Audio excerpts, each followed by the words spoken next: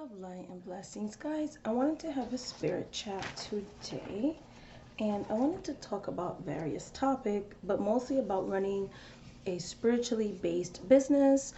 For those of you that may be new to my channel, I am a full-time psychic reader, and I also do specialized readings, channeled readings, and things like that on a full-time basis. If you would like to know more about my services, please go to my website, shamanic.priestess.com. This is my full-time job. I do this 5 days a week, and 6 to 7 hours a day. So I do a lot of readings. I used to do it 6 days a week. However, this is going to be kind of the point of the video. So we're going to get into it right now. Okay, so running a spiritually based business, okay, on a full-time basis, especially for anyone who's trying to get into this business or someone who already has a business. Maybe some of these tips can help you. These are some of the things I've learned along the way. So my background is I come from a family of psychics that this is what they did for a living. The traditional, someone comes to your home, and they do face-to-face readings. You know, times have changed now. And I started to do psychic readings on a psychic hotline. I did that for, four years, almost 5 years. And for the last 3 years, it'll be 3 years, at the end of this month, I've left the psychic hotline and been doing my own personal business through my website. So these are the things that I've learned. I've learned to have self-worth, okay?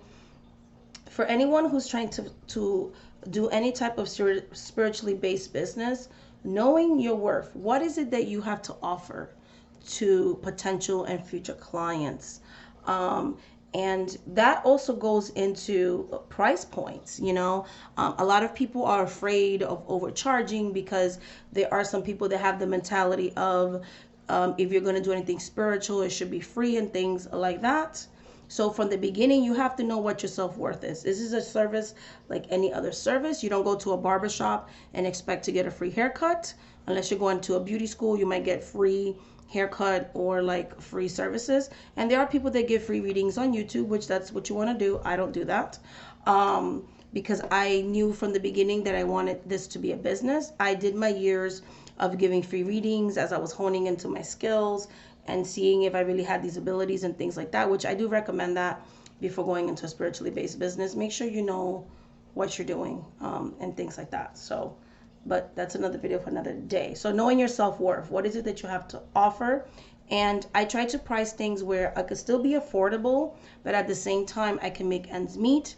Think of it as any other job. When you go and apply for a job, you're looking for something like a living wage. You know, people negotiate things when they go into jobs all the time. So know your worth. I feel like people underprice things because they're so afraid of judgment. That is not my case.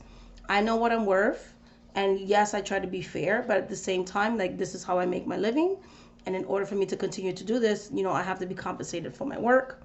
Learning to set boundaries, which I talked about pricing.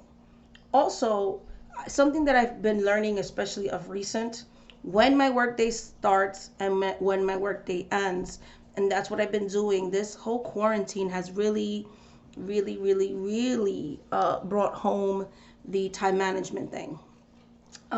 So I start my readings earlier than I used to. I have readings available as early as 7 a.m. Eastern Standard Time. And I'll do readings about 2 hours in the morning, non-stop readings, back-to-back appointments for 2 hours. Then after that 9 o'clock point, some days I might start at 7:30, so I won't end at till 9:30, but 2 hours in the morning, pretty much. Once I'm done with that, then I start doing the Zoom sessions because I do have 2 school-age children. They'll do school for like a couple of hours a day. That brings us into lunchtime, so I'm making them lunch, things like that. I'm spiritually cleaning my house, so on and so forth, and just living, you know, a normal life. Around 6 p.m., anywhere from 4 to 6, that's when I'm doing rituals for clients, okay? So this is when I'm doing the spell work. And yes, I do take, when I'm doing workings for people, I'm taking a couple of hours at a time to do work. So my rituals can last until the spirits say they're done, anywhere from an hour, 2, 3. Voodoo is very intricate, so it takes time. The spirits will let you know when the magic is happening. So I'm doing that. I'm also, there's certain times of the day I'm corresponding and replying to emails of people that have booked me, and scheduling with them and things like that. So I'm usually doing that. So when I'm done with the spell work for the day, I'm corresponding with you guys. I'm making dinner for my family. We are sitting down eating family dinner. And then my kids go to bed early. That's just me. Everybody does what they do. So I put my kids to bed. They're in bed by 7:30. It is bedtime. By 8 o'clock p.m. Eastern Standard Time, all the way through right before midnight. So we're talking about another 3 hours, okay? Another 3 hours of non-stop psychic readings, those nice evening readings for those that are, have a 9 to 5. They have their nighttime, maybe they're putting their kids to bed. And then I have the really early readings because I have a lot of international clients. So those are the times that I find work the most. Doing readings in the middle afternoon was just not working. It was very chaotic. So I have scheduled family times. Everything for me is like very scheduled. And so if you put the 3 hours in, the 2 hours in the morning, plus the 3 hours at night, plus the 2 hours for rituals, spell works, and healings that I do for clients, that I set aside those times, we're looking at anywhere from 7 to 8 hours a day that I'm doing spiritual work, whether it's spell work or readings. So I do work a full 8-hour day every single day, 5 days a week, with the exception of sometimes I do 6 days a week because I have students. So they might schedule their classes for the weekends. And that's another thing. We're not counting the weekly 1-hour sessions that I have. So that actually brings my workday to 9 hours a day, because when I'm doing classes for you guys, we're doing a one-on-one lecture, and questions and answer sessions on top of the chapters and things and videos that I'm sending you guys. So if we put that into the equation, and this is why I said I can't do countless classes, because some of my classes are 8 weeks, some of them are 3 weeks, some of them are 2 weeks, depending on what you're taking. I just don't do videos and then you're done. I actually work with the person outside of that. So if we put that into it, that's 9-hour days. So I'm working a full-time job, just split up to different parts of the day on top of running a household. So this is why when I say like I really don't have availability, is the honest truth. I don't have availability. Okay, so that kind of schedule works for me. So I'm setting up healthy boundaries. After pretty much my readings will end maybe 11:50 p.m. So after that time, I'm unavailable. You know what I mean? Like I'm not answering anything anymore. If you book you really late at night or whatever, I'm in bed. So I'll get back to you in the morning and things like that. So depending what time of day you are booking your reading depends on how long the response will be. Because if it's 3 o'clock in the morning for me, I'm sleeping. I'm not going to get back to you. You know what I mean? So you might have to wait till that morning and things like that. I'm usually up 6 a.m. every day because I'm having my coffee. And I'm also answering emails from clients that may have booked. I do schedule a 10 or 15 minute break in between my readings, because that's when I'm answering emails in between readings and things like that. And I also do in the morning my prayers and everything else, drinking my coffee, my prayers, getting myself spiritually ready for all the readings and services that I will provide, and things like that. So again, fair pricing, knowing your self-worth, setting up healthy boundaries, having a schedule. Okay, that's very important. And knowing when to say no. There's people that'll be like, no, you have to squeeze me in. After working a 7, 8, 9 day on top of my household responsibilities, sometimes I know when my energy is depleted. If you know you're not in tune and your energy is depleted, no matter how much somebody may beg for a reading, I personally feel it's unethical to read somebody if you're not in the zone. you know, and things like that. So I've learned when to say no. Like, no, I have nothing left. It's very energetically tiring when you're doing nonstop readings like that. So, and that's the second one I wanted to talk about, was the potential of overworking yourself, taking on too many clients. When I first got into this business, I did that, and I ended up having a mental breakdown. I ended up causing myself at times to suffer from extreme migraines, having chaotic and unbalanced energy, and just lack of structure in my personal life, and things like that. I've learned from that mistake, and I don't do that. I don't take on too much. Just like I realized, hey, I can't do any shaman healings right now into more summertime because I have enough of those right now. Plus, I have more readings. My business is growing. I'm taking on a lot more clients that I did even last year, or even 7 months ago. So there's a higher demand for this, and there's more clients. So I was like, you know what? I'm going to take out the shamanic healing services temporarily. I'm going to take out the spell work consultation because I have enough root work to do for clients. They know when their root work is going to start. They know when their root work is going to end. I have enough people for right now, so I'm not taking on any new spell work clients at this time, and things like that. And that's all part of not overworking myself, because if I'm splitting myself into too many areas, I'm going to be ineffective for everybody. That goes with the classes too. I have a lot of people that are interested in the classes. I encourage you, if you are, I might do something later on in the year, maybe in the fall, not quite sure. I can add you to a waiting list, which is what I'm doing. If not this fall, maybe early 2021. I might bring some stuff back, but I have enough students. I know how I like to teach. I like to keep it as old school, as personable as possible. And so I know what is my limit. I know what's my limit of readings I could do a day. I know what my limits of students I could do a day. What's my limit of teaching? What's the limits of my spell work? How many spells can I do at one time? And so on and so forth. So, because remember, in order for me to do things for you, I have to be able to manifest my own stuff in my own personal life as well. So I've learned from the early beginnings not to take on too much, not to take on too much. I do communicate with my clients between reading sometimes, or spell work. They'll give me updates on how you're doing, whatever. I don't have a problem with that. However, there are times that I don't respond because I don't have time, and I'm not going to pressure myself, burn my dinner, ignore my children, be late to my readings because someone just wants to conversate in between readings. Not that I'm mean or anything, but like, I have so many clients, I can't really have like personal conversations like that. I do tend to answer things that are work related. So if somebody's updating me on the spell work, if they have a question about instructions of something that I've asked them to do spiritually, when they're trying to schedule things like that. But like personal stuff, just everyday, just conversation or whatever, that's a really hard thing for me to answer. Same thing goes for emails, when people just, oh, I want to be your friend. Well, I don't really have time to answer those types of emails because of the influx of business inquiries and emails. Another thing I was going to say, please do not email me telling me you want a reading.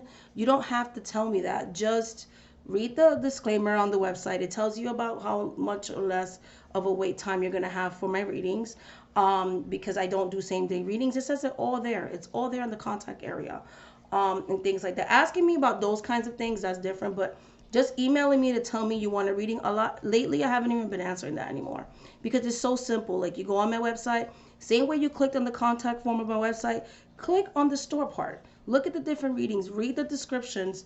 It's very self-explanatory. So if you start emailing me that, I'm not going to answer anymore, because literally that is taking up so much of my time. When people are like, oh, I want a reading, okay, buy one. Like, it's very simple. And read the stuff. If you have questions about what you read of a description, that's different. But just to tell me I want a reading, okay, so buy it. Like, it's doesn't make any sense. Okay. Taking responsibility. I am not perfect, so I know when I would take responsibilities if a prediction didn't come true, or if your working did not work. But a lot of times the responsibility could be of the client. So what I mean by that, so I'll give a time frame, right? I'll give a time frame, and I say this is going to happen in X amount of time if you don't contact such and such. but then you go and you contact such and such. So the time frame that I just gave you is void, because what did you do? You changed the outcome, possibly delayed or inhibited the outcome because of the action that you took. Predictions are just that, predictions, okay? So if you're asking about a third person, oh, is such and such going to come back? And I'm saying yes, as long as you don't stalk them on social media, and you stalk them on social media, not gonna work. If you do spell work and you're like, I want to bring my ex back, but then I tell you have to be celibate, but you're sleeping with like everybody, the spirits are gonna take it as, oh, that person moved on, they're sleeping with all these people, they're looking for love, they're not gonna even waste their time with you. So things like that. Or I want to attract abundance and money, but you're applying for jobs you don't have skills in, or you're refusing to look for work in the first place. You know what I mean? So, just common sense with that. There's times, okay, that's when it's the client's responsibility. They're not being realistic. And I'll tell you that in a reading. That's why I do, spell work consultation, because I need to know, are you taking responsibility? Is what you're asking for plausible? Is there a way that we can manifest that? I have to look at the whole situation, because some people tend to tell half truths, okay? And so, yeah, responsibilities on, so, yeah, pretty much that's about it. Like, you can't be mad if your predictions didn't come through if somebody tells you don't do this and then you do it anyways, because that's kind of your fault. That's what the thing got delayed, or whatever the case may be. Or the spirits are like, yeah, it looks like in 3 months you can find a job, but you're sitting there, okay, I'll find a job in 3 months, and you're doing nothing. That's not how predictions work. You have to do your part in spell work, in manifesting your future, and all those things. We have power. We have power. That's what tarot's for, to help you to see the outcomes of things, and how we can work with that energy to create what we want to create. I'm all about manifestation. Ethics, personal beliefs. What are my personal beliefs? I had someone recently like, oh, you're a really good reader. I thought you were demonic because you talk about voodoo a lot. I found out you weren't. A lot of people didn't want me to read with you because because of what you say or whatever. I have thick skin. That did not offend me. I'm like, whatever. A lot of people have a lot of ignorant or stereotypical impressions of voodoo anyways. So I'm comfortable in my own skin, okay? But I also have studied various other cultures. So I have clients that are Christian. I am an ordained minister. I have a Pentecostal background, so I can relate to them in that way. I did a little bit, for a little while, did practice Wicca. So anybody who comes to me with that, like, I have some knowledge of that. Like, I love studying different various religious or spiritual paths, because that helps me to be a better, well-rounded reader. Same thing with Hinduism and things of that nature. Yeah. So also when it comes to ethics, I only read people that are 18 or over. I know what topics I'll read on and what I don't. The only thing I don't like to read on is death. I don't care about third-party readings. Love readings about somebody coming back. That doesn't bother me. You could be married and you're having an affair. I'll still read on it. Like, that stuff, I don't care. Like, I'm here to not give you judgment. I read on whatever you want. Polyamorous relationships, people from marginalized groups, all that kind of stuff. So I read on everything. The only thing, again, I don't like to read minors. And I don't like to predict death. Makes me uncomfortable. Okay. And I don't want you to do a health reading where you're not seeking a doctor. I cannot cure you. Like, I can say, hey, the spirits are saying, blah, blah, blah, but don't just rely on psychic readings for life and death health things, in the sense of, don't go and not seek medical help, if that makes sense. I have been able to predict people that have COVID, because I'll do a reading and they'll be like, this person has COVID, and I've done, that's actually been happening, where I'm like, you need to go see a doctor, and the people that I've read for actually tested positive for it. So some have been hospitalized, some haven't. But the point is, if the spirits tell me something about a health warning, I do give you. But what I'm saying is, like, don't take a tarot reading to cure cancer, is what I'm saying. Like, don't take it as a medicine, and things like that. Psychic vampires. You will have people that think they're like the only person in the whole world. This is not very common, but it does happen. I've seen it a lot on YouTube. I've seen it a lot when I worked on the hotline. I've seen it a lot in my personal life for spiritual people. You'll have people that will literally suck up all your attention. and they'll message you endlessly and all that kind of stuff. For the most part, if somebody, because people get excited and they're happy or whatever, I'll be like, I really can't answer all these personal emails. Most people are like, okay, and they'll respect your time and things like that. But then you have other ones, they'll be mad, like, but I paid for a reading 5 months ago, and why can't you pay attention to me? Oh, you're whatever, or whatever, whatever. So you'll have people, like, it hasn't happened a lot, but there have been some people that I've actually blocked. It's why I'm very hesitant to do phone readings. I have to get a certain vibe about you, because you'll have people that just want to text you and call you, and things like that. I've had to tell people on Skype, like, don't call me outside of your appointments. Like, Skype is a work thing for me. So you can't just be calling me, because just because I'm not reading with you doesn't mean I have other people that I'm not reading with. So you'll have people that will literally drain your energy.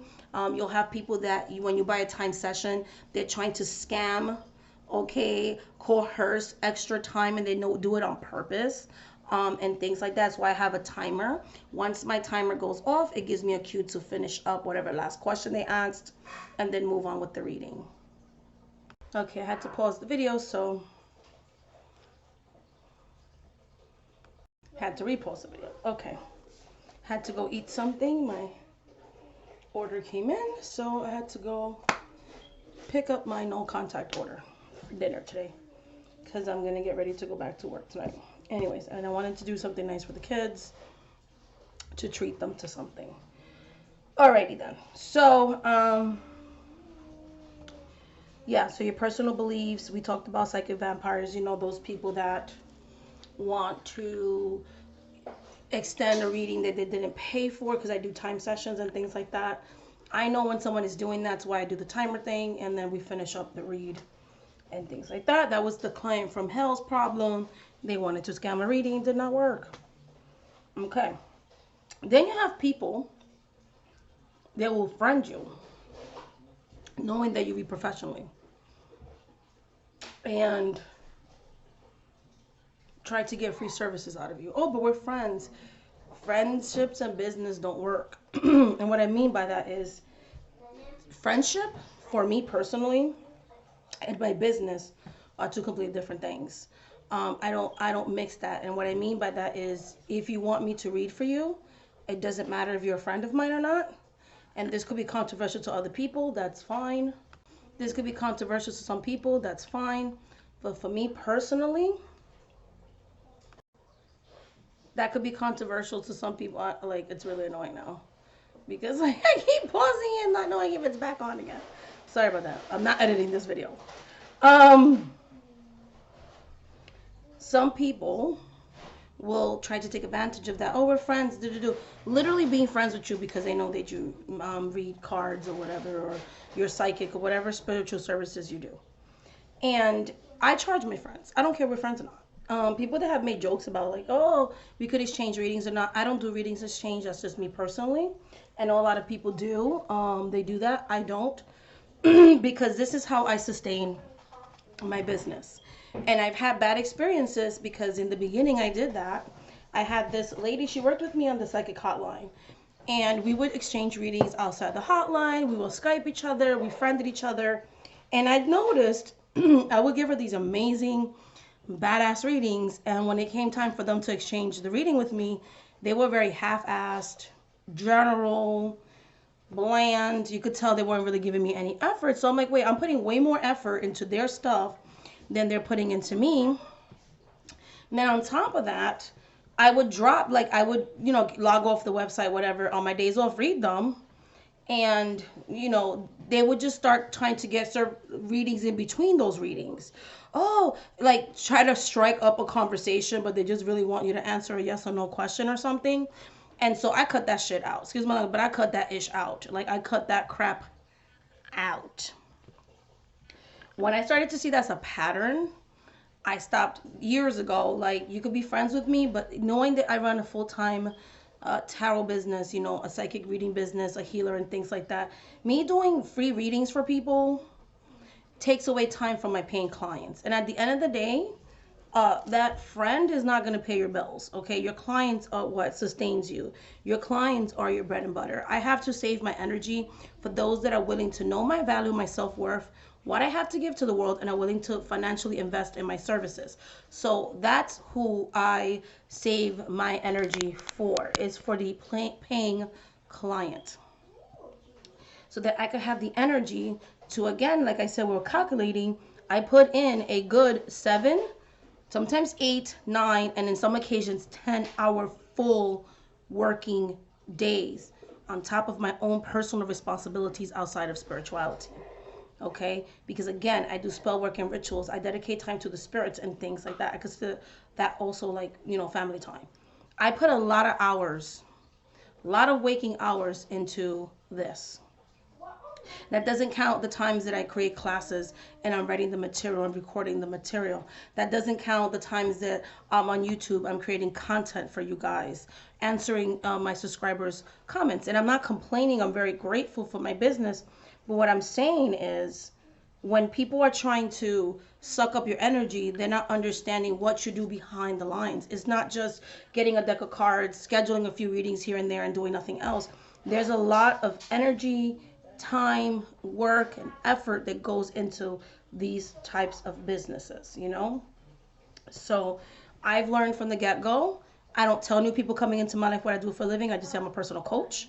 If somebody already knows what I do, my friends, my mambo, my voodoo house, they pay me for my readings. My mambo, my voodoo son, and the people in my voodoo house, I pay them for their readings. I pay them for their works. When we do rituals in my voodoo house, we all buy things and we all pay something into the ritual. You get nothing in life for free. At least in my Caribbean culture, in my Puerto Rican and Haitian culture of these spiritualities, everybody has to put something into the pot. We do not believe in free services. Okay, you go to a regular church, they're passing they're passing the plate at church, and you're giving them offerings there. So spirituality is not free. Okay, even in church, you're giving your tithes, you're doing that kind of stuff. So that's how I see that. So I don't allow people to try to scam me. I don't allow people, I don't care who they are, to scam me. I value what I do, and I cannot do free services because, again, that takes away time for my paying clients. If this was more of a hobby or something I did on part-time, I could see doing that. Or people that just like to read, messages on YouTube, that's fine. But I don't even do that on YouTube because that will be time consuming as well. And again, it will deplete me from my energy because, again, I'm working a very full schedule. Just like if you worked a 9-to-5 job, someone who does hair professionally might not want to do hairs for all their friends and do hair nonstop. I have to rest, I have to eat, I have to sleep, I have a life, outside of spirituality. So I've just learned to see the red flags when it comes to people taking advantage of me. I've learned to schedule me time. So, every Sundays is no negotiation. I do work every other Saturday, so sometimes I'll have a full weekend off, and sometimes I don't because some people, they take their classes on Saturday. But I am at least know that by 3 or 4 o'clock on the days that I work on Saturday, my day is done. I don't answer any more stuff and things like that. Maybe before I go to bed or something like that. But if you book me over the weekend, it might take a while for me to get back to you again because it's my day off and things of that nature. I've learned the importance of family and, having a mundane life with family and doing the mundane things that helps me to stay grounded.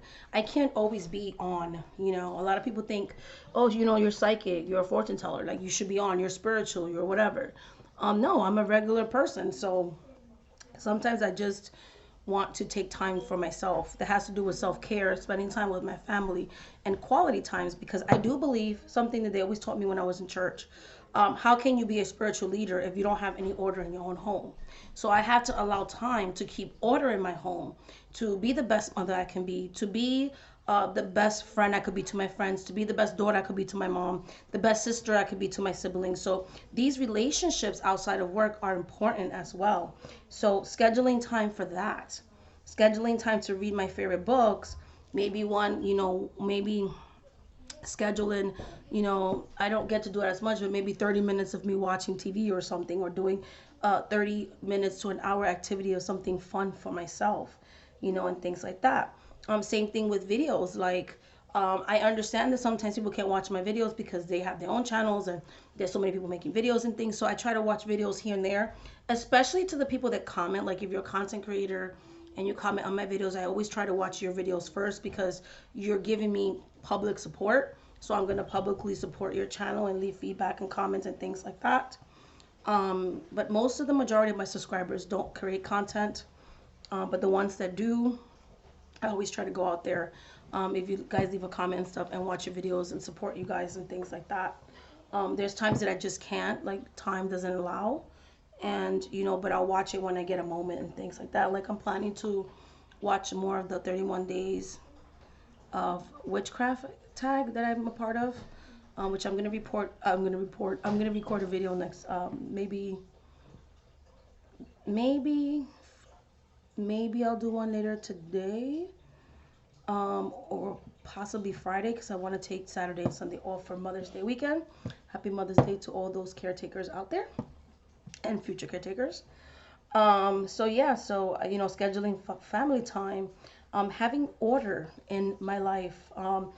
Again, scheduling time for personal things, for spiritual things, for my readings. I love scheduling my readings because then you know at this time to this time, this is when your reading is going to take place. It brings structure. I have my phone and I also have a written organizer for your guys' appointments. Knowing when to end my business day, which mine doesn't end till like midnight and things like that. Knowing when to schedule the mundane things, knowing my limits. So I know, and I talked about that earlier, how many readings I can do. I can be very effective doing readings for the set amount of hours that I set for myself. So when you guys are booking me, you're going to get the optimal services, and things like that. Protection work. I do a lot of protection work for myself, magically and physically, because I have to make sure that I am spiritually balanced in order to help you guys manifest things, through my spell work or my readings and spiritual counseling or any of my specialized reading services. So the importance of taking time off. Why do I take a time off? Because I need to recharge. I need to have family time. I need to recharge my batteries. I need time that I'm not doing something spiritually. On Sundays, I don't do anything spiritual at all. It's a day of rest. The spirits rest in my culture on Sundays, so I rest on Sundays when it comes to spiritual things. I also need days off to study, to do my meditation practice, to work on self, to work on goals, to write the classes, the workshops that you guys like so much. My days off is when I'm writing the material. Maybe answering some comments on YouTube because I find YouTube fun, or maybe I'm recording a video that helps me to advertise my channel, but also to connect to you guys in the spiritual community. Building spiritual relationships with my spirits, with my deity. Having that time off to just be with spirit. Maybe on my days off, like sometimes I have a Saturday, the spirits did some really good work for myself and clients, and I do fetes and parties for them and things like that. Days off are good for enhancing my gifts and just living my life. Like I said, family time, personal time, me time, journaling time, and all that good stuff, because a balanced spiritual worker would know that whatever job you may have, whether it's a mundane job or a spiritual job, or you know, even healthcare workers, everybody needs a day off, because that's, we recharge our batteries and live life. Remind ourselves why we work so hard for, and just, you know, enjoy life, because you get only one life, right? So that pretty much is the gist of my video. These are like the important key points, some important key points that I've learned from running a spiritually based business. If you want to work with me on a one-on-one basis, shamanic@wegpriestess.com. You can go to my website. I do psychic readings, specialized readings, so paranormal readings, spiritual investigative readings. I do angel readings and energetic readings, as well as my timed psychic readings, and things like that. And yeah, so you can do that. And thank you so much for watching this video, guys. Until the next video, I'm going to, meditate, do some prayers, and get ready to, I have like really intensive shamanic healings tonight that I'm doing, as well as readings. So I'm not going to be done with my day till midnight. So you know what I mean? So I'm getting ready to work for the next 4 hours. So I will talk to you guys later. Bye.